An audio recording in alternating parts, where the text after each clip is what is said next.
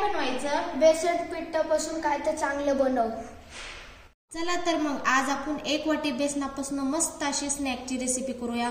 खूप सोप्या पद्धतीने होणार आहे आणि कमी साहित्यामध्ये बनणार आहे. खायला पण एकदम मस्त लागणार आहे आणि लहानांपासून मोठ्यांपर्यंत सर्वांना आवडणारी आहे. त्यामुळे ही रेसिपी तुम्ही शेवटपर्यंत नक्की बघा. आणि हो, तुम्हाला आमचे व्हिडिओ कसे वाटतात ते कमेंटमध्ये आम्हाला नक्की सांगा. चला तर मग रेसिपीला सुरुवात करूया. तर इथे एक मी मोठी वाटी घेतलेली आहे आणि इथं मी 1 वाटी बेसन पीठ घेतलेलं आहे. ह्याला स्वच्छ असं चाळून पण घेतलेलं आहे. ते आपण ह्या भांड्यामध्ये टाकून घेणार आहोत. आणि इथे मी 1 चमचा ओवा घेतलेला आहे. ओवा काय करायचा, थोडासा हातावर असा चोळून घ्यायचा. ओव्याने कसे खूप छान अशी चव येते आणि ते असं व्यवस्थित टाकून घ्यायचा. आणि ह्याच्यामध्ये आपण आता अर्धा चमचा लाल मिरची पावडर घेणार आहे. ही तुमच्या तिखट सोयीनुसार टाकायचं आणि थोडीशी हळद टाकायची आणि त्याच्यात चवीनुसार मीठ टाकून घ्यायचं थोडंसं. तर इथे मी छोटासा ग्लास घेतलेला आहे. त्याच्यामध्ये इथं 8-10 अशा काळ्या मिऱ्या घेतलेल्या आहेत. आता ह्या काळ्या मिऱ्या आपण छान अशा टेचून घेणार आहोत. तर अशा ह्या टेचून घ्यायच्या. तर इथे बघू शकता अशा पद्धतीने मी बारीक अशी टेचून घेतलेली आहे. आता ह्याच्यामध्ये आपण जी काळी मिरी टेचून घेतली होती ना, ती पण ह्याच्यामध्ये टाकून घ्यायची. आणि काळी मिरीने कशी खूप छान अशी चव येणार आहे आपल्या नाश्त्याला. आता ह्याच्यामध्ये आपण तेल टाकून घेणार आहोत. आणि तेल टाकल्यानंतर हे व्यवस्थित असं हाताच्या साहाय्याने मिक्स करून घ्यायचं. आता इथे तेल टाकल्यानंतर व्यवस्थित असं आपण मिक्स करून घेतलेलं आहे. आता ह्याच्यामध्ये आपण पाणी टाकणार आहोत आणि थोडं थोडं पाणी टाकून हे आपण मळून घेणार आहोत. आपण गव्हाच्या पिठाचा जसा गोळा बनवतो ना, त्या पद्धतीने आपण हे मळून घेणार आहोत. तर असं एकदम पाणी ओतायचं नाही, लागण तसं थोडं थोडं आपण ह्याच्यामध्ये पाणी ओतून मळून घेणार आहोत. तर इथं आपल्याला आणखी थोडंसं आता पाणी लागणार आहे. आणि इथं जर तुमचं मिश्रण असं पातळ झालं तर ह्याच्यामध्ये थोडंसं बेसन पीठ घ्यायचं, तर आणखी ते घट्ट होतं. तर इथे बघू शकता मस्त आपलं हे मिश्रण पण तयार झालेलं आहे आणि छान पण असं मळून झालेलं आहे. आपण गव्हाचं पीठ कसं चपात्याला मळतो त्या पद्धतीने हे आपण मळून घ्यायचं. तर आता ह्याला आपण 15 मिनिटं भिजत ठेवणार आहोत. आता आपण ह्याच्यावर झाकण ठेवूया, म्हणजे छान असं भिजून निघतं पीठ.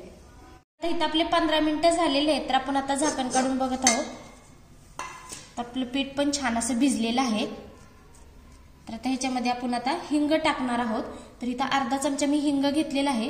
हिंग टाकायचा आणि थोडंसं त्याच्यावर तेल टाकायचं. आणि तेल टाकल्यानंतर व्यवस्थित असं 3-4 मिनिटं छान असं मळून घ्यायचं. ह्या पिठाला छान मळून घ्यायचं. आता हे आपण छान असं 3-4 मिनिटं पिठाला छान मळून घेतलेलं आहे आणि पीठ पण छान असं मऊ झालेलं आहे. तर आता आपण ह्याच्या गोळ्या करून घेणार आहोत. तर असे थोडीशी गोळी घ्यायच्या आणि अशी गोल अशी गोळी घ्यायची करून. तर बघा आपण सर्व पिठाच्या अशाच गोळ्या करून घेणार आहोत. तर आपण सर्व पिठाच्या अशा गोळ्या करून घेतलेल्या आहेत. तर आता आपण हे साईडला ठेवणार आहोत. आणि तर मी थोडंसं सुकं बेसन पीठ घेतलेलं आहे, ते पण साईडला ठेवायचं. आणि एक पुळपूट घ्यायचा आणि ह्याच्यातली एक गोळी घ्यायची, ही थोडीशी अशी बेसन पिठामध्ये बुडवायची आणि ह्याला आता आपण लाटून घेणार आहोत. तर अशी हे लाटून घ्यायची, पातळ अशी लाटायची. तर इथे बघू शकता आपण हे छान असं जाड पण नाही आणि पातळ पण नाही, मध्यम असं आपण हे लाटून घेतलेलं आहे. आता सर्व पिठाचे जे गोळे करून घेतले होते ना, ते पण असंच आपण लाटून घेणार आहोत. तर इथे बघू शकता सर्व आपण अशा प्रकारे बनवून घेतलेलं आहे. तर इथे मी गॅसवर एक कढई ठेवलेली आहे. कढई आपली गरम झालेली आहे. आता त्यामध्ये आपण तेल टाकून घेणार आहोत आणि तेल हे गरम होऊन द्यायचं. गॅस हा मोठाच ठेवायचा, कारण आपलं तेल हे पटकन गरम होतं. तर आता इथं आपण गॅस हा मध्यम ठेवणार आहोत. आपलं तेल पण चांगलं असं गरम झालेलं आहे, कारण का मी थोडासा तुकडा टाकून घेतला तर छान असं तळलेलं पण आहे. तर आता ह्याच्यामध्ये आपण एक टाकून घेणार आहोत आणि मध्यम गॅसवरती छान असं हे तळून घ्यायचं. तर थोडंसं असं तेल ह्याच्यावरती चारायचं व्यवस्थित, म्हणजे छान असं तळून निघतं.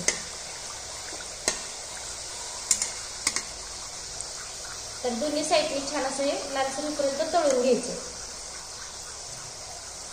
तर इथे बघू शकता छान असं तळून पण झालेलं आहे. तर आता आपण हे काढून घेणार आहोत. तर बाकीचं पण आहे ना, ते अशाच पद्धतीने आपण तळून घेणार आहोत. वाव, खूपच कुरकुरीत आणि चांगलं झालं आहे. असंच दररोज माझ्यासाठी बनवत जा. तर बघू शकता मस्त असा 1 वाटी बेसन पिठापासून मस्त कुरकुरीत स्नॅक्स तयार झालेला आहे. त्यामुळे ही रेसिपी तुम्ही घरी नक्की ट्राय करा, खायला एकदम मस्त लागणार आहे. आणि व्हिडिओला लाईक आणि सबस्क्राईब करायला विसरू नका आणि घंटीचं बटन अवश्य दाबा. चला तर भेटूया पुढच्या रेसिपीमध्ये. धन्यवाद.